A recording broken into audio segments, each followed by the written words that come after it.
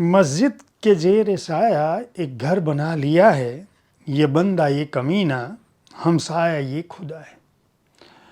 दिल्ली की अभिजात्य शायरी का प्रतिनिधित्व करने वाले गालिब ने किसी दौर में क्यों यह लिखा होगा, और आज 2025 में कोई एक लेखिका लिखती है कि अगर शहरों का कोई जेंडर होता तो दिल्ली एक औरत होती, एक ऐसी औरत जो खूबसूरत, जिसकी वाणी संगीतमय, लहजा मधुर, जो नाटकीयता और अदायगी से भरपूर होती, लेकिन उम्र के साथ उसका चेहरा कठोर हो गया होता, कटु हो गया होता और वह एक तरह से बेवफा हो चुकी होती।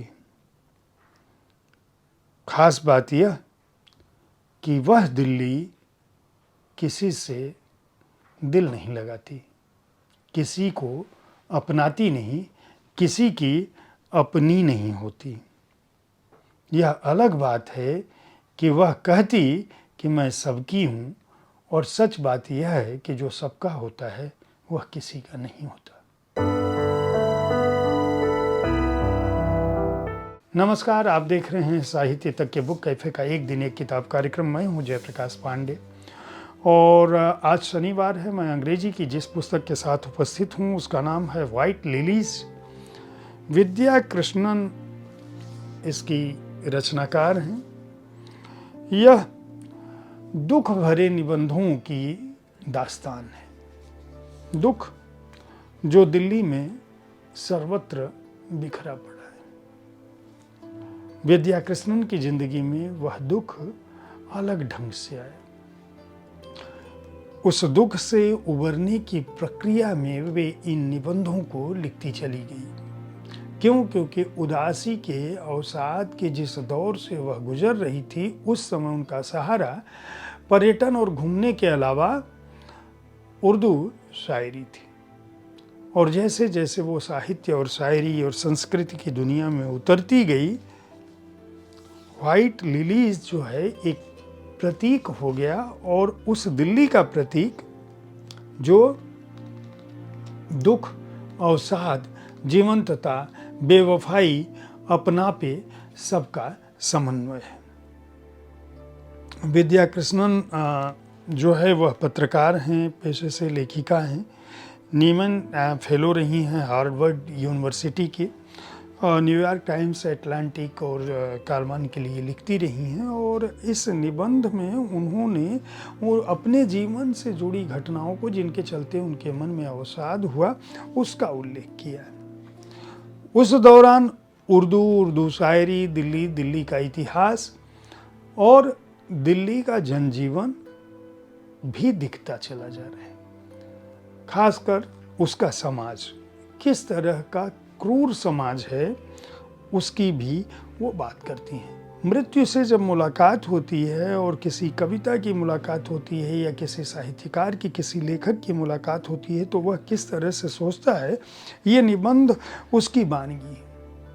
मैंने जो शेर पढ़ा उर्दू का गालिब का, वह भी इसी पुस्तक में शामिल है। दरअसल विद्या कृष्णन एक असाइनमेंट के सिलसिले में दिल्ली से बाहर जाती हैं। दिल्ली में यहाँ एक कार्यक्रम में उनकी मुलाकात अली नामक एक युवा से होती है, जो सौंदर्य से भरा हुआ, पौरुष से भरा हुआ एक बिंदास लड़का है।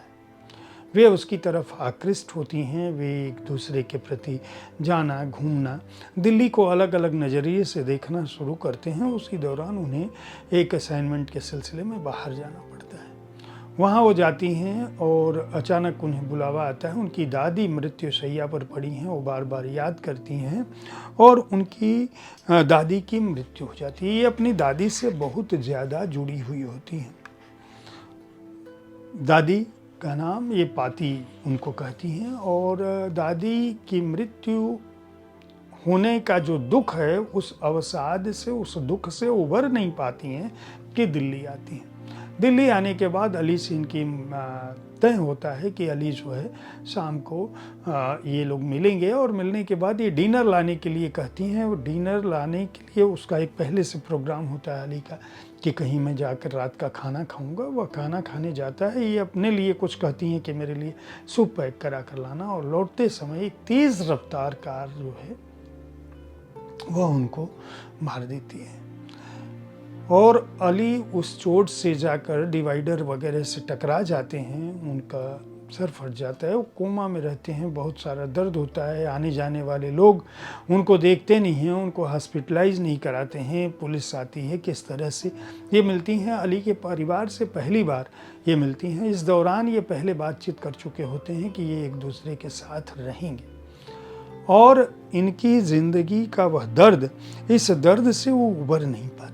इन दोनों मृत्यु का जो उनके जीवन में साबका पड़ता है, इससे उबर नहीं पाती, और कुछ लंबे समय तक वे उस अवसाद से गुजरती हैं जहाँ मृत्यु का साक्षात्कार वह साहित्य में देखती हैं। और उस दौरान जो कुछ भी महसूस करती हैं, दिल्ली का जो की ठंडक है, दिल्ली का जो जीवन है, दिल्ली की जो सुबहें हैं, दिल्ली की जो भाग दौड़ है, किस तरह से इनकी दादी मृत्यु के बाद उनको, और किस तरह से अली को किस तरह से दफनाया जाता है।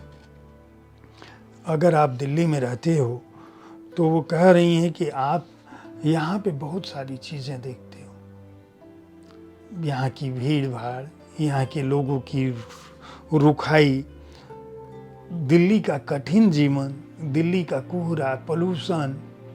जो लोग यह समझते हैं कि दिल्ली बहुत ही प्रिय है, दिल्ली दिल वालों की दिल्ली है, दरअसल दिल्ली जो है बहुत सारी चीज़ों से जानी जाती है। यहाँ जिस तरह से गाड़ियों की रफ्तार है, जिस तरह से पुलिस, मीडिया, हर व्यक्ति यहाँ बेहाल, परेशान और जल्दी में है। कौन क्या पाना चाहता है इसका आभास नहीं।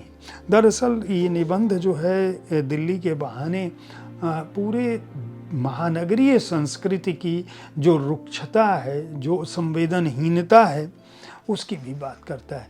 लोगों के मशीन बन जाने पर दुख जाहिर करता है, और यह बताता है दरअसल विद्या कृष्णन की खूबी यही है कि वे इस शहर के बहाने उन उम्मीदों को तलाशने की कोशिश करते हैं, उन सपनों की बात करती हैं जो सपने शायद उनको सुकून जो है शब्दों में दे सकें, उनको सुकून संस्कृति में दे सकें, उनको सुकून किताबों में दे सकें। गालिब को तलाशती हैं, और गालिब के बहाने वो दिल्ली को देखती हैं, दिल्ली की ज्यादतियों को देखती हैं, दिल्ली की अप्रियता को देखती हैं, दिल्ली की खूबसूरती के पीछे छिपे, प्रकाश के पीछे छिपे उन अंधेरों को तलाशती हैं जिनमें दुख, शोक, संवेदनहीनता और मनुष्यता का प्रतिदिन मरना है। इस हिसाब से वाइट लिलीज जो है वह एक दुख भरी शोक की गाथा है, शोक के निबंध हैं।